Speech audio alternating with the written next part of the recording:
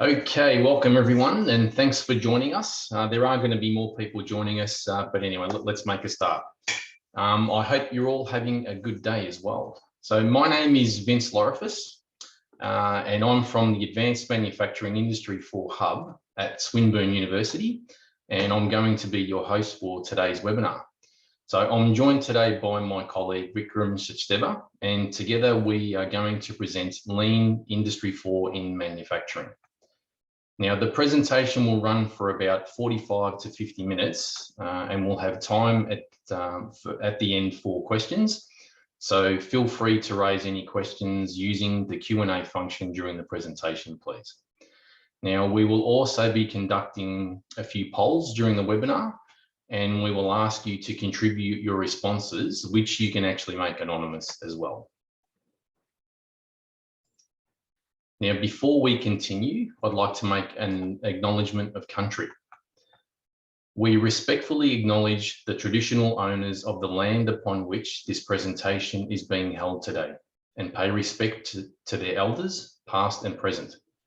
We also acknowledge and respect the traditional owners of lands across Australia, their elders, ancestors, cultures and heritage, and recognise the continuing sovereignties of all Aboriginal and Torres Strait Islander nations.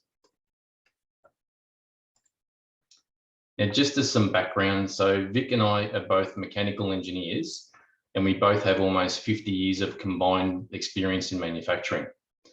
We have both practiced and implemented Lean during our careers, and more recently, we've been advocating for Lean Industry 4. Now, in 2019, we both became part of a Victorian government-funded unique entity known as the Advanced Manufacturing Industry 4 Hub, or Hub for short, and we're located at Swinburne University's Hawthorn campus. Now, the remit of the Hub is to assist small to medium manufacturers with digital transformation, and we do this through awareness events, in-depth gap analysis, and training in Industry 4. Now, we are software and technology agnostic. We have no commercial interests. We are not system integrators, but we can connect into areas within Swinburne who can assist with de-risking innovation and prototyping ideas and smallish type project implementation. Now, today we are going to expose you to Lean Industry 4. We'll take a brief look at Lean and Industry 4 separately and then describe Lean Industry 4. Now, we'll touch on several examples and conclude with a brief of how you might adopt Lean Industry 4. And at the end of the presentation, we've got a list of images and comments, materials that we've used from external resources. We've also used our own material as well. All right, so before we get started, we would like to quiz you on what your impression or thinking is about the topic. So what I'm going to do is I'm going to execute a poll, and let me just describe the options for you as well, just as I launch this. Okay, so do you think that Lean Industry 4 and Lean and Industry 4 are separate?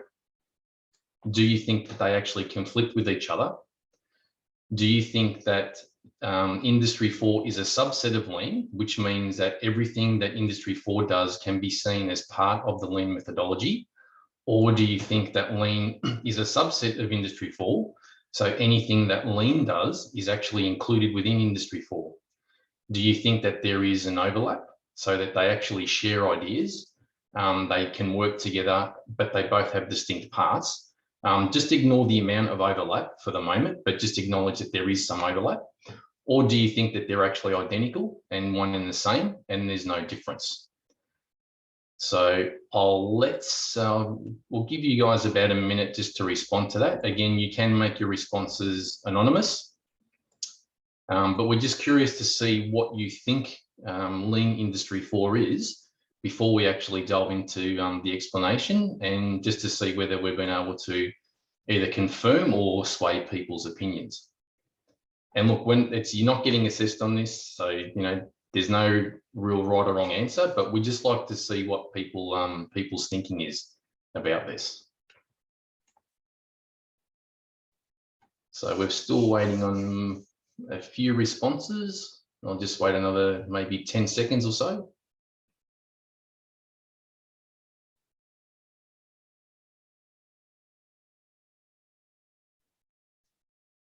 I've still got a few creeping in, but we can definitely see that there's, I'll actually release the results of the poll very soon. Okay, I think we'll stop it there. I'll end the poll now. So thank you for those who responded. And I'll share the results with you as well.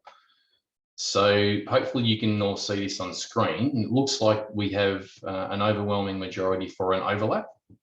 But there are still, I guess, some who think it's separate, some who think that one is a subset of another, which is fine. Okay. Let's continue and let's see. Okay, so in the next few minutes, we'll give you a brief and broad overview of Lean. So Lean has been around for decades, predominantly in manufacturing, but it can also be applied and provide benefits in other industries. Now, the principles or objective behind Lean are presented here. So Lean focuses on two key themes. One, customer satisfaction, and the second being waste reduction. And it does this by first setting the customer as the focal point to define value, and this is from their perspective.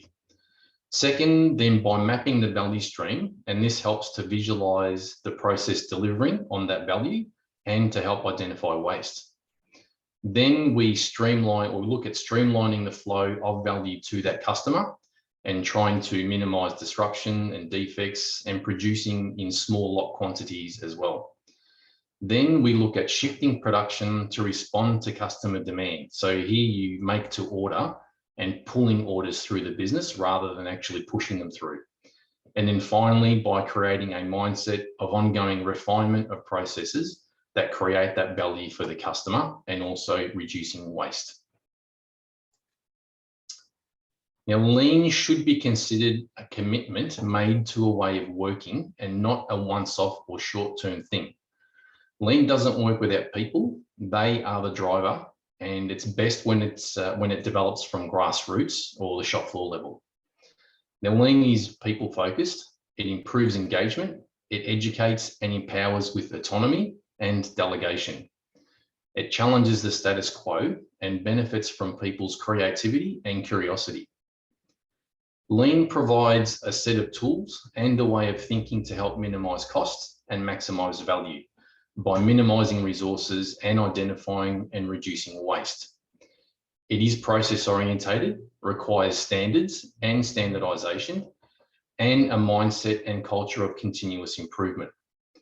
In combination, Lean management will help to achieve operational excellence and deliver on improving predictability, quality, efficiency, productivity, and optimization.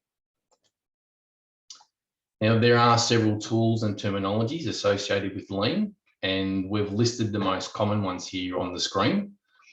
Later on, we'll explore how some of these might be impacted by Industry 4, and we also hope that you can challenge how Industry 4 might impact more of Lean.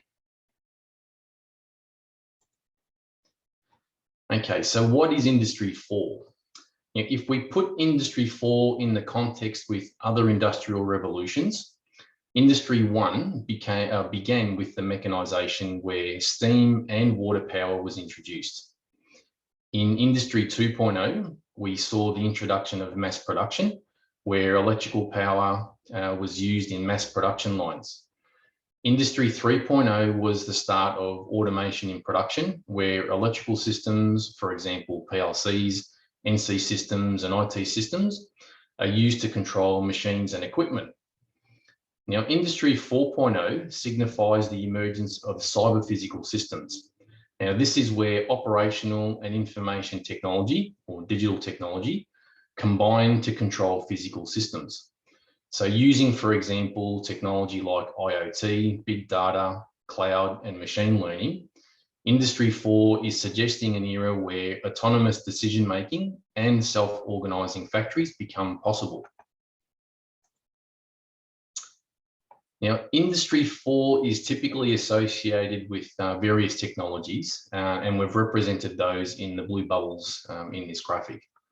Now, most of them have been around for decades, and sure, you can say that they have been evolving and improving with time. But none of these technologies are actually new. So what's the hype around Industry 4? What we are seeing happening over the past almost decade now is an increase in the combining of these technologies, leading to two overarching industry shifts. One being the digitalisation of value and supply chains, and two being the real-time integration of people, machines or equipment, and things.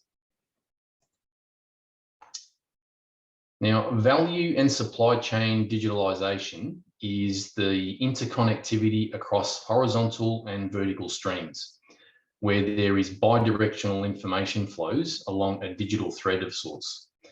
Now, information is available in real time, it can be visualised in real time, and can be transmitted in real time to and from any node along these chains. Now, the nodes can be a person, so a production operator receiving instructions or recording critical quality measurements. It could be a machine or piece of equipment reporting on operating condition, requesting a maintenance check, or receiving instructions for the next operation. Or it could be a sensor, so temperature, humidity, air quality, and the like. Now, Industry 4 has the potential to influence manufacturing, changing how operations can be executed. It can replace typical forecast-based production planning with real-time planning of production. Coupled with self-optimizing intelligent automation systems, production could be synchronized across value and supply chains from the order of material to the delivery of goods.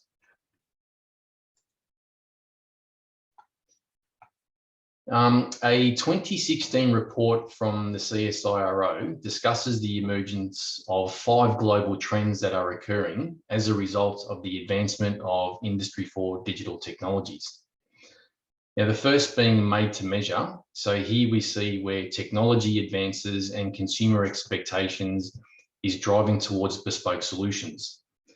Next, we see service expansion, where we see manufacturers are changing from a make and sell product paradigm to providing a product service offers. So they offer their product wrapped with services.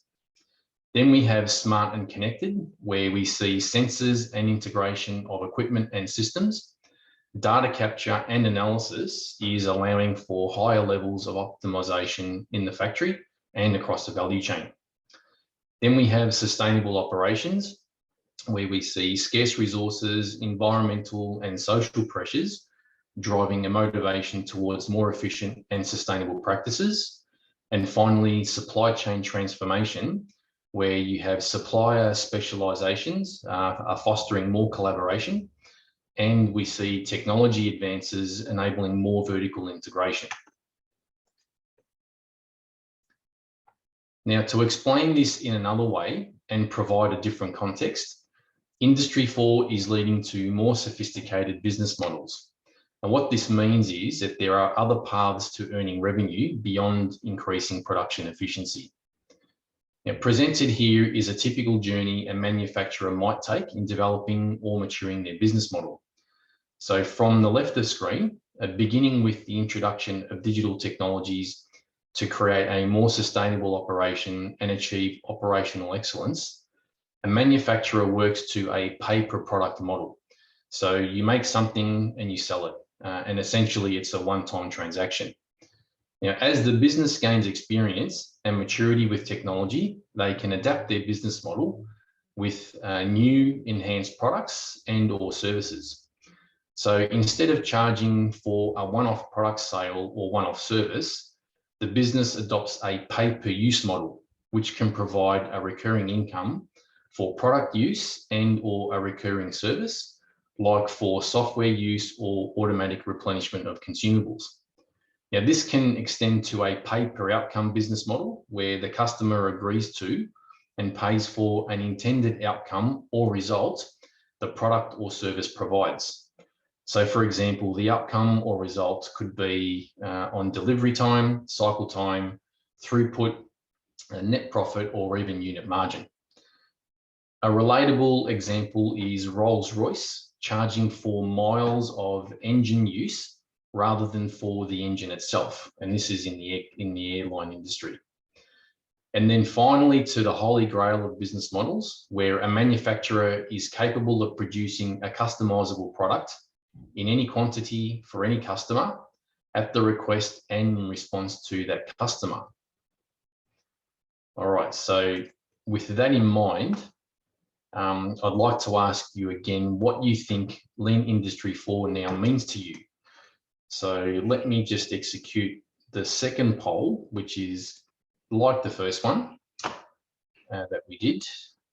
And I'll ask you to respond to that, to the same questions again, please. So I'm just launching that now. So do you think that Industry 4 and Lean are separate? Do you think that they conflict? Do you think that Industry 4 is a subset of Lean, or Lean is a subset of Industry 4? Do you think that there is an overlap so that they share ideas, but they still have distinct parts? Or do you think that they're now one and the same? So I'll give you guys a chance to respond to that again, please. And we'll just see if people's thoughts have shifted. So there's about half of the responses so far. So we'll just let that go for a little bit longer.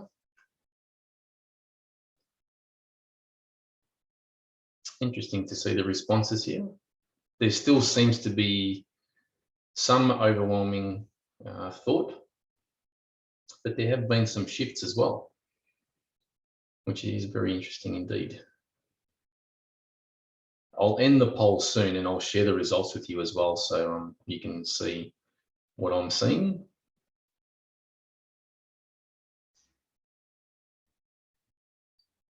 I think we're pretty much stabilized now, so I'll end the poll now, and I'll share those results with you in a moment. So it looks like there is still an overwhelming majority that for an overlap, but there actually has been a shift towards it being one and the same. So that's actually quite interesting. All right, so let's continue with the presentation. Okay, so now we'll take a look at how we are defining Lean Industry 4. Okay, so the term Lean Industry 4 was first coined by the Boston Consulting Group in 2017. Now, it represents for them the integrated application of Lean and Industry 4. And BCG advocate for a holistic application of Lean Industry 4 rather than an independent or sequential approach. Now, Deloitte refers to this integration as digital lean, which is similar to BCG's point of view, but it just covers a broader spectrum of digital technologies. And we tend to agree. So Lean Industry 4 is a synergy of the two paradigms of Lean and Industry 4. In absolute terms, the overlap is determined by the level of application between the two and is specific to each business and may actually change with time as well. So Lean Industry 4 is still considered to be a commitment made to a way of working. It remains people-focused with a mindset and culture towards continuous improvement. Lean Industry 4 is still orientated towards minimizing resources and identifying and reducing waste, but it does so using a digitally enhanced set of tools. So it's this final key that we believe will help manufacturers achieve higher levels of operational excellence. Now, as a summary, you can think of Lean Industry 4 as a commitment towards continuous improvement and minimizing waste using a digitally enhanced toolkit. Now, we've used a graph from a Deloitte article from 2020 titled Digital Lean Manufacturing, and we've modified it slightly. The blue line in the graph represents the value gain or productivity increase along the vertical axis, using just lean management on its own as a proportion to the applied effort or time put in across the horizontal axis.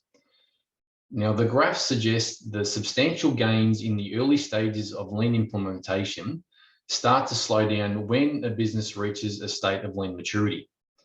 The time to maturity depends on how aggressive lean management is, how it's adopted. So at a point of maturity, businesses who typically then embrace Industry 4 follow a value gain trajectory shown by the solid green line. Now, the key message here is that businesses do not necessarily need to follow this path, but follow an integrated lean Industry 4 path instead, as shown by the dotted green line. And this is suggested to be the most efficient way to reach the next level of operational excellence. The graph depicts that Lean Industry 4 can unlock previously unreachable and unimagined productivity frontiers. Now, before we continue, and I'm going to hand you over to Vikram soon. So we're going to present some examples, but first we'd like to gauge if you are in a business that practices traditional or digital lean, and we'd like you to respond to the following poll. So let me just execute that now. So what we're asking you here is, are you playing in the traditional lean space, in the digital lean space, a bit of both, none of the above, or you're actually exploring options? And again, look, there's no judgment here. You can answer anonymously. And again, this is just more our curiosity, just to see where people's thinking and when businesses lie.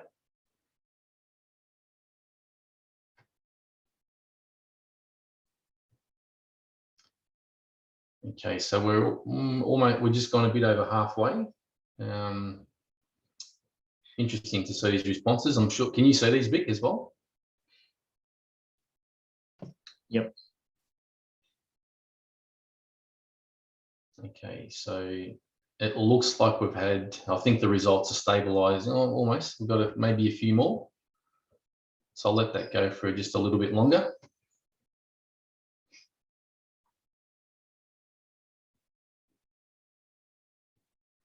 All right, I think we can stop it there, and I'll share the results with everyone. So interesting to see that we've got a mix of everything, and there's people exploring options too, which is encouraging to see. All right, so we'll stop there, and Vic, I'll let you continue. Thanks, Vince. Now, before we continue, we want to disclose that we are presenting these, some of the examples. Again, maturity within this group, you can see there are people who are, getting onto the lean journey, or there are people who are trying both lean and Industry 4 or digital lean. So we have picked up examples from low maturity to, covering Industry 4 technologies as well. Now, these have been sourced from the internet and from our own experience, and we have no arrangements with, and we are not receiving any benefits from entities in these examples. Now, we come across many SMEs who are still using paper forms in their factory to capture production, quality, 5S, or maintenance issues. Let's start with a very basic example of lean. Now, various softwares, some free options as well, help with digitization of forms, for example, 5S forms. Now, digitized forms improve compliance, accountability, and workflow. And this example shows a form used on a mobile device and a dashboard of summary results. Now, well-defined process documentation is foundational to lean manufacturing. Digital tools ease creation of these documents. Crowdsourcing inputs from shop floor employees, they know the process is best. Easy document control and quick retrieval of documents using QR codes like the one you see in the graphic. Creation of digital instructions can include forms used to capture data from the field, which in turn can be automatically inputted into other digital systems. For Australian high variety, low volume manufacturing, changeovers can be a big productivity or capacity drain. SMED, or single minute exchange of die, is a lean production method to reduce the waste related to changeovers. with the goal of reducing changeover times to single digits, less than 10 minutes, hence the name single minute. In any changeover, there are activities performed when the equipment has stopped for changeover. For example, as you can see in the picture, removing water lines during a mold changeover. Now, these are called internal activities. And then there are activities in a changeover which can be performed when the machine is running. For example, bringing in the new mold or the material to be processed. And these are called external activities. So the essence of SMED is to convert as many changeover steps as possible from internal to external, and to simplify and streamline the remaining steps. Now let's see how Industry 4 helps with SMED. Industry 4 technologies improve real-time visibility of when exactly the changeover is going to happen. And this can trigger a pickup of the next tool from storage to arrive just in time for the changeover. RFID tag tools can trigger change of equipment parameters automatically once you scan the tool. You don't have to do it manually.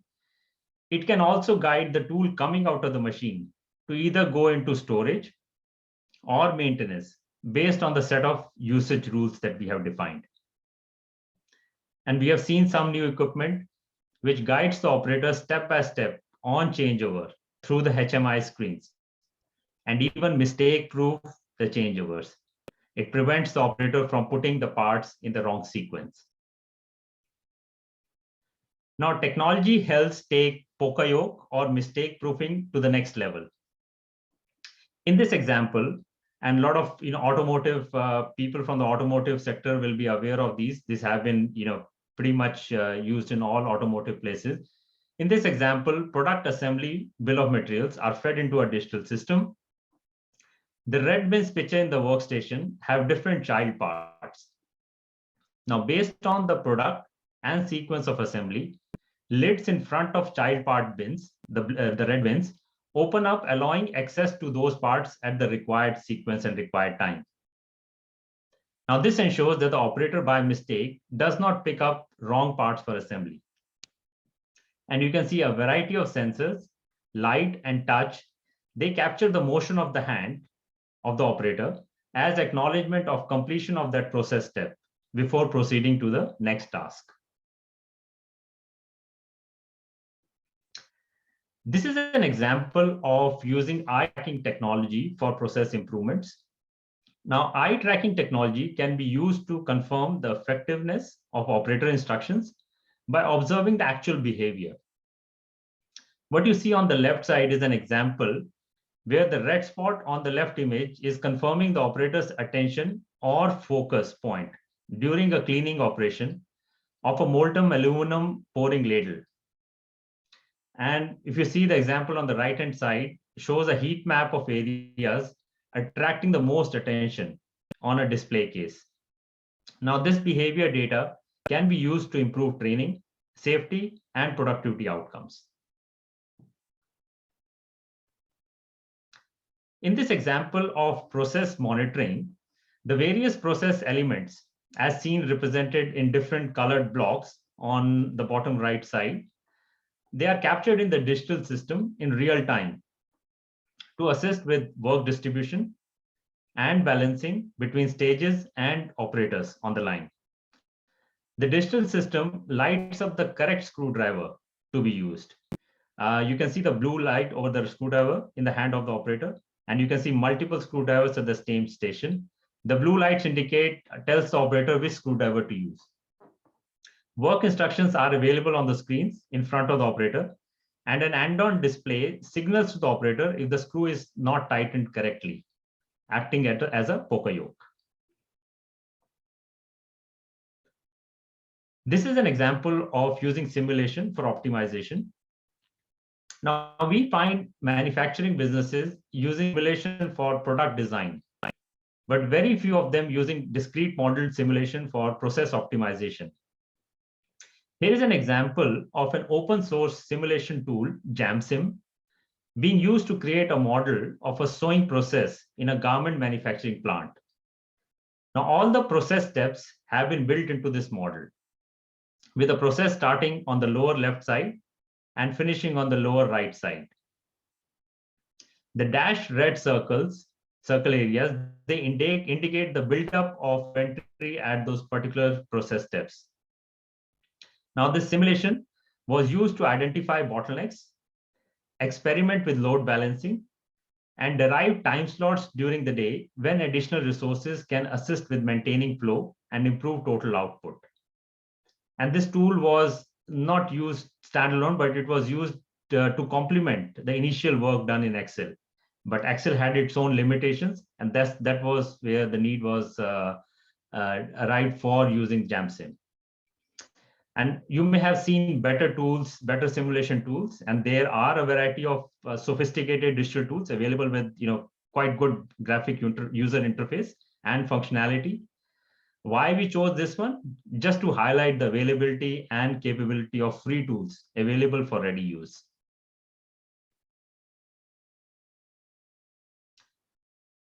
Now, machine vision can be used for extracting measurements from images. It has been widely used to assist with quick and automated decision making. Machine vision supports machine learning and artificial intelligence. In this example, processing techniques are being used for counting and scaling logs automatically without the need to do these manually one at a time. The center image shows how the vision system identifies the logs. Potentially, you can reduce counting and recording errors as well. As a young industrial engineer 25 years ago, my prized possession was my stopwatch to conduct detailed time motion studies, and then a video camera to record processes wherever it was possible. Nowadays, wearables can help with capturing process elements, operator reach, and even force and strain. The data collected can automatically be analyzed to generate insights. And that used to be almost 80% of my time in those early days of my career, just for collecting, manipulating, analyzing, and presenting data, leaving just 20% of the time to action on those insights. In this example, the wearable IoT devices are being used to measure worker productivity on a production line in a meat processing business. The device was worn on both hands and transmitted data using Bluetooth via Raspberry Pi to a server where real-time analysis and visualization of a worker's yield could take place. Now, the table that you see on the left bottom contrasts the difference between an experienced and an inexperienced worker. So this IoT solution provided a means of identifying significant improvement in plant productivity.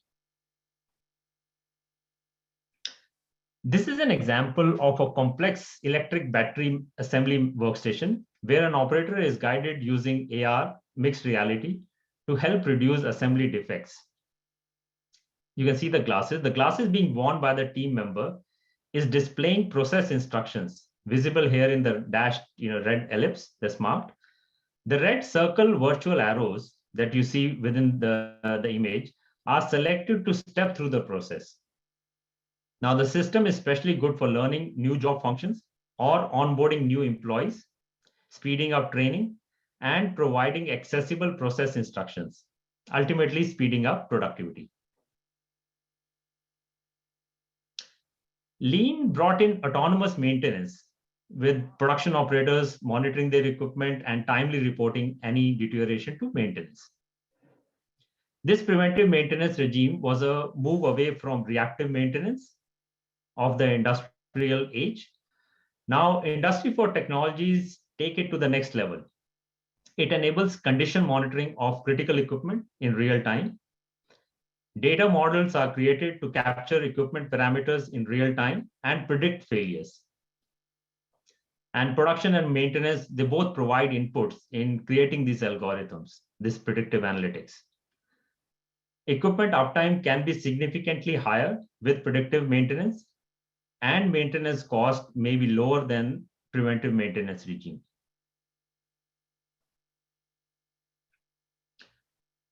Now, traditional robotics and related automation has been a key driver of the third industrial revolution of the 1970s. Robots have been there with us for almost 50 years now. By contrast, collaborative robots or cobots, as the name suggests, are symbiotic partners with humans. Now you can see two examples of symbiotic work cells using cobots.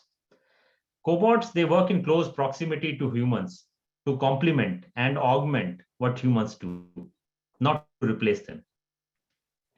Cobots move with limited force and speed and stop when they sense any obstruction that might be a person, and hence they do not injure humans while working closely with them.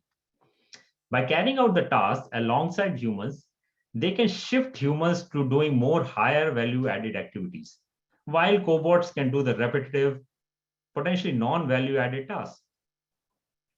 And use of cobots result in improved ergonomics and productivity. And engineers can watch these robots forever. So there's, in a symbiotic cell, human and cobot system, they seem to be doing a well choreographed dance.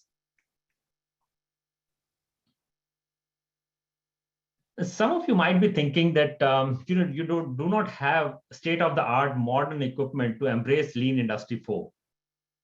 Now there are simple solutions like the factory in a box, which is shown in this picture, or industrial Raspberry Pis, which can help you get a taste of capturing data out of your legacy equipment and establishing it if it is beneficial for you, before you start moving on to investing in more bigger sophisticated things.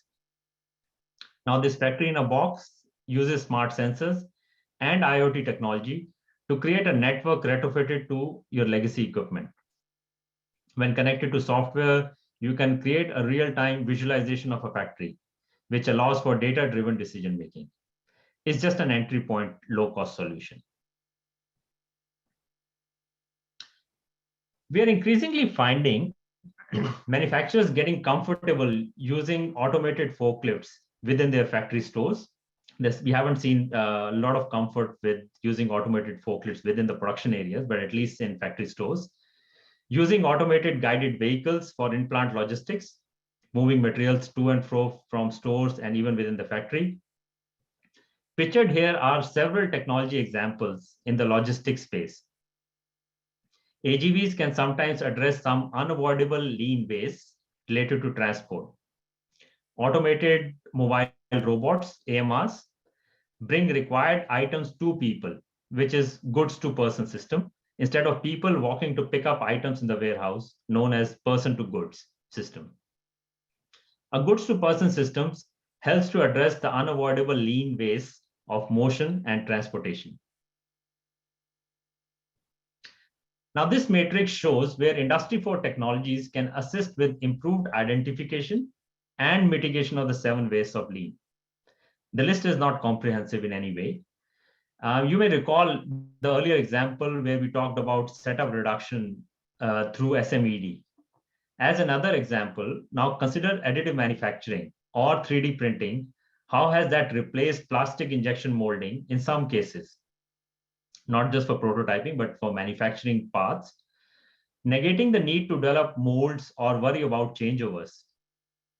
Additive manufacturing has the ability to produce parts in quantities of 1 at the time when it is required and at Gamba.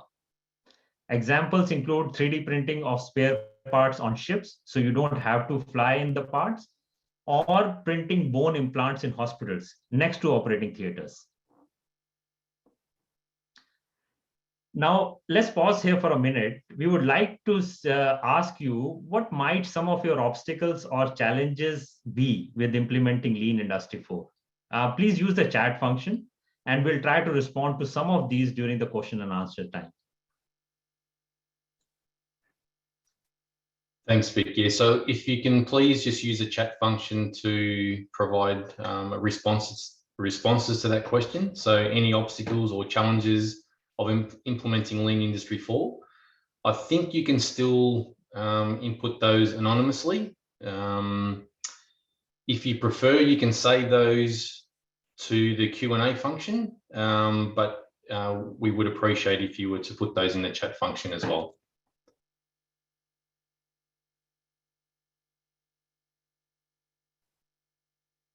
So we'll just allow maybe a minute or two just to get some responses.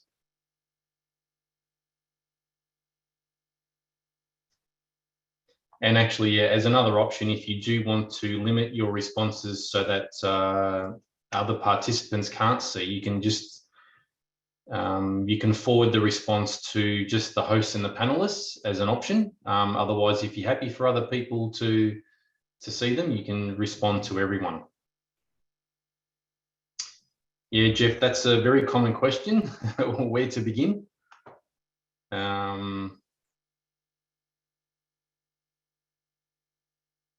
Okay, digital twins. All right.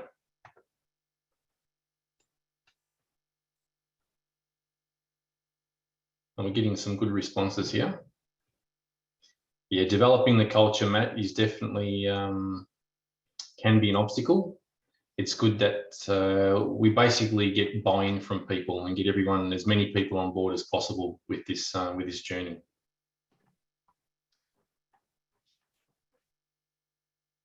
While the responses are coming, let's continue. Yeah, sure. No, that's a good idea, Vic. All right, hang on. Are you waiting for me? In BCG's 2017 article, when Lean meets Industry 4, they depict their experience of Lean Industry 4 adoption presented in the left side graphic.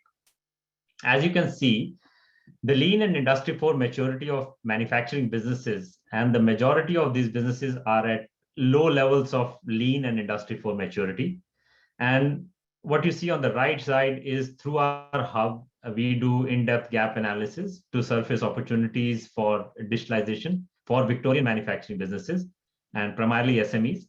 And this right-hand side graphic reflects our experience and shows a similar trend for a much smaller subset of 20 plus Victorian manufacturing businesses.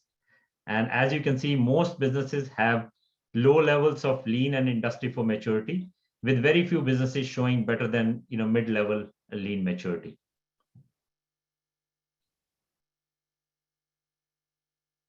Now, before we talk about the approach businesses should take for adopting Lean Industry 4, and particularly Industry 4 in the business, let's talk a bit about the Lean startup approach. Silicon Valley entrepreneur Eric Ries first introduced the term Lean startup in 2008 and published his best-selling book in 2011. With foundations in Lean thinking, the initial concept was aimed at helping startups take an agile and customer-centric approach to product development. An important concept in the Lean startup approach, and a lot of you might be aware of, is the concept of minimum viable product or a minimum viable service. Now, MVP is a version of a product that enables you to learn just enough to test your current assumptions with the least amount of development effort. The Lean startup approach draws on the scientific method of generating and testing hypotheses, conducting falsifiable experiments to inform decision making. Now, this is in stark contrast to the traditional approach of creating a comprehensive, one-off plan before embarking on the development phase of a project. And the build, measure, learn feedback loop is a core element of the Lean startup methodology. It consists of turning your ideas into an MVP, getting feedback from users, and then making decisions based on what you have learned. Fast fail methodology is associated with this approach, which is preferring failure in, say, 2 months instead of 2 years to reduce the amount of resources invested and learn faster to pivot and change direction if required. Now, obviously, can't stress that this requires a psychologically safe workplace culture where failures are accepted as inevitable for learning. Now, let's talk about how Lean startup approach applies to Industry 4 adoption within your business. New technologies are fascinating, no doubt. It sounds surprising, but we find manufacturers often working on projects that do not focus on solving their most urgent business problems, but rather exploring a technology. Without a clear business outcome linked to a project, such projects have suboptimal returns, as we can understand. This can be avoided by focusing on the basics. What are the next set of business outcomes you want to achieve in the next 2 to 5 years, and then see how technology can enable those outcomes. When choosing a starting point, It is always beneficial to start with a problem to solve where the production process is consistent and is well known by the plant, and then start small with a pilot where the solution can capture measurable new value and where people, process, and technology are ready for change. The objective of such pilot is to develop a minimum viable solution like that we discussed before quickly and then improve it through iterations. Now, scaling fast can generate the business case value. Most digital lean efforts meet the business case when scaling the solution and not during the initial pilot. Pilot just gives you a sense whether you are on the right track and gives you an opportunity to abandon without having invested too much resources. Now, to summarize, most of you will agree that Industry 4 technologies will not replace Lean, as some may think, but quite the opposite. They will coexist, since the implementation of Lean in Industry 4 technologies requires effective and efficient processes as a precondition to operate successfully. One of the two Bill Gates rules of automation state that automation applied to an inefficient operation will only magnify the inefficiency. How true? Lean Industry 4, while maintaining the use of customer lens in identifying waste, accelerates its identification and mitigation faster than traditional Lean due to real-time capture and democratization of information. The information is easily available to anyone in the factory or the person who's actually managing the process. Most of you may find this paradoxical that in the exponentially changing digital world we live in, human skills of creativity, curiosity, and compassion are as important as digital skills. You may wonder how to polish these human skills in your team. Don't worry. These human skills are fostered by lean management's focus on people engagement, challenging the status quo, and culture of continuous improvement. As you can see in the graphic, Industry 4 acts as a kind of a turbocharger through traditional lean, intensifying and accelerating the operational excellence to a new orbit.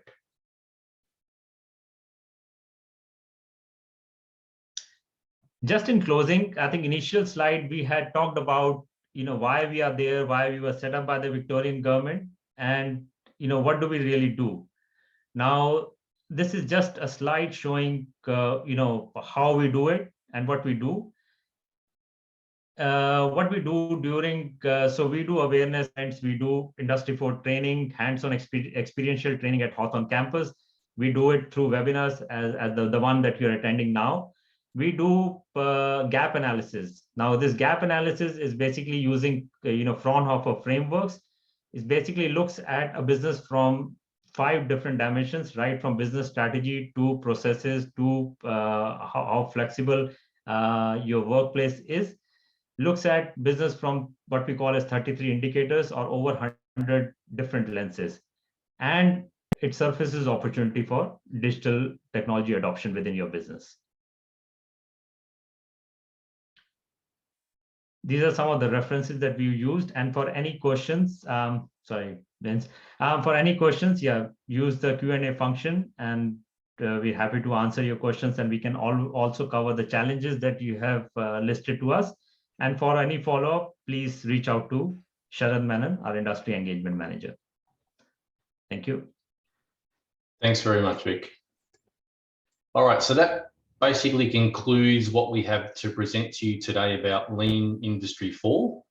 We hope you found it informative and potentially challenged some of your thinking or confirmed it. So if you would like to use the Q&A, please go ahead and do that. I guess Vic and I will just quickly look through these through this chat, and I wonder actually if any of you have had some of these responses already answered. So if we go through these, so IT department, I guess they're limited abilities maybe, or capabilities, or even just the amount of resources being able to do it. So potentially with that, you need to be more selective about what you're choosing to do, and potentially even consider collaborating with or the likes of universities, or even with other businesses and system integrators. The important point, if you picked up on it, that Vic was talking about, when you are thinking about technology adoption, we prefer businesses never to look at it through a technology lens, or what we call a technocentric view. So we always advocate for a business to think of technology last. The first consideration should be the business outcome. So what is it that you want to achieve? Look for what's going to actually drive those outcomes, and then check to see whether or not there is any technology that you could use to actually enhance those outcomes. So that's what we would always advocate for. And in that respect, what you're doing is you're actually pulling the technology into the business rather than pushing it through the business. So instead of picking up a new shiny toy and say, oh, how can I use this? That's the technocentric view. The view we would prefer is for it to be able to address a business outcome, and the technology is the last consideration, because potentially you could actually have another approach to address that outcome before you actually consider using technology. And the reason we would suggest to take that kind of approach is, depending on the level of maturity that you're at, that may be a better way to go. And referring to that quote from Bill Gates about technology enhancing your existing condition, we advocate that you're better off having some level of maturity that you can build on, rather than implementing it from a place potentially where it's just going to add more troubles and more waste and more expense unnecessarily. Vic, can you pick up on any other ones? Okay, so there's one also, post-implementation servicing skills of machinery.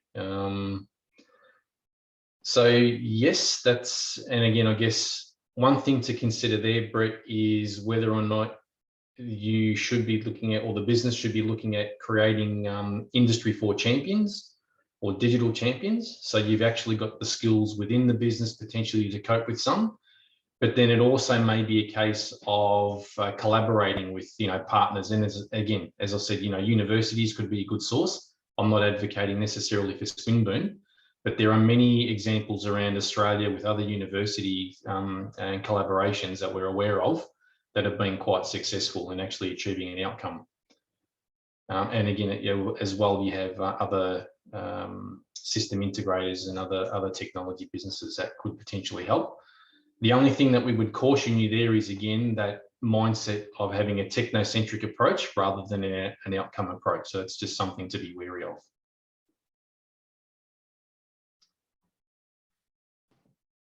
Sorry, Vic, I've been talking a lot. Is there any? We've got something in the Q&A. Are you able to hear me? I can hear you now, yes. Oh, sorry, my Zoom seems to be frozen. That's the reason Okay. I'm not able to scroll. But yeah, I think please continue, because my message window has frozen. So for some reason. Yep. Okay.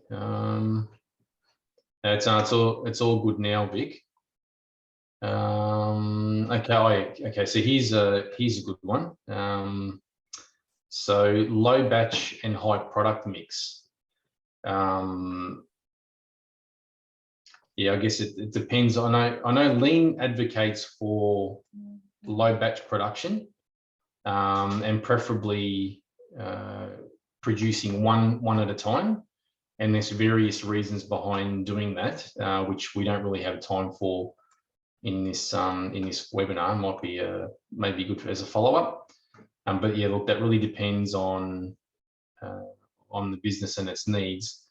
I guess in terms of tracking and traceability and actually understanding what you need to produce, at what quantity, at what time, that's where we see Industry 4 digital technologies being very helpful with that regard. And I guess it just depends on how much you want to implement it in the business. Again, just reflecting back on the lean startup approach. So starting with pilot trials, start with maybe a known area, a low risk area, to introduce an idea into a business. that's the approach that we would take. And also, you know, just to have that mindset that, yep, you may stuff up here and there, which is fine, and it needs to be tolerated. But the goal is that you learn from what you're doing so that you know whether you should continue or pivot, you know, take a different direction and modify it, or even scrap it completely because it's not having the outcome that you originally desired. What else can we respond to, Vic? There is a lot here. Yeah, sorry, my Zoom is actually frozen. So all right, okay. Something's happened and I can't really read the comments as well. So yeah, like, just continue, Vince. Okay, so we've got a question here. So using a tool like iAuditor to help mature the business is continuous improvement maturity. So the idea of iAuditor, and even another software that came shortly after it called Dazuki, those are actually digital tools which will replace what you're currently doing maybe by hand now. So look, Vic and I are both experienced. I'm an ex-Toyota automotive engineer from the Altona plant here in Victoria, and we used paper a hell of a lot during our time. So the idea of using things like iAuditor or even Dazuki and other softwares of that nature, it's more about converting from a hard copy paper form into a digital format. And then once you've got it into that digital format, what those softwares do allow you to use is to exploit things like notifications and scheduling and follow-up and that sort and those sorts of things, so that you can maybe more easily manage it. The fact that you got it on digital then allows you to then convert those or transfer those into another system. And it just makes sharing information, and Vic mentioned the word about democratization, it just makes that a whole lot easier and potentially even more shareable around an organization. So no, I wouldn't consider that to be, sorry Vic, I just want to finish. So I wouldn't consider that to be technocentric at all. And plus, you know, some businesses get confused, or they think that, you know, having one system is better than having multiple systems. So there is no clear preference as long as, you know, different standalone systems talk to each other. So it's the integration of all those systems and not having to duplicate any efforts, which is more important rather than, you know, just relying on one system to do it. All right, so just being conscious of time, we'll need to end it there. But look, we will have this webinar available as a recording. So we notice that there aren't as many attendees as registered. So we'll be making the recording available to all registered people anyway. The slides, we were unable to make them available, but you can re-watch this again at a future time. So look, thank you very much everyone for joining in. We hope it was insightful and informative for you and you got something out of it. You'll be given a very short survey just to give us some feedback about the webinar at the end when we conclude this. So thanks again, everyone. Have an enjoyable rest of the afternoon, and we'll see you at another time. Thanks, everyone. Thank you. Thanks, Vince. Thanks, Vic.